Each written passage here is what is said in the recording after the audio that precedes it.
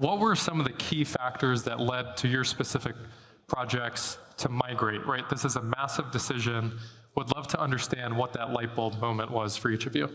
We've seen this transition towards a zero marginal cost society in this internet age, right? Now with Web3, we're going to a negative marginal cost society where we pay the users and incentivize the users to actually participate, right? So let's imagine we have farmers as FarmSet.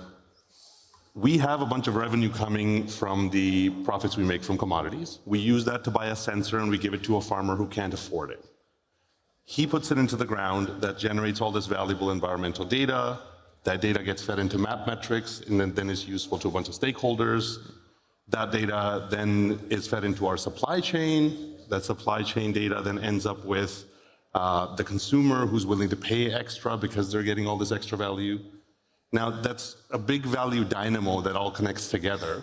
And something like Peak is so pivotal because it just makes it modular for us to click in all of these value models, right? So as new value models come along, we can increase the amount of value that we can add to each user.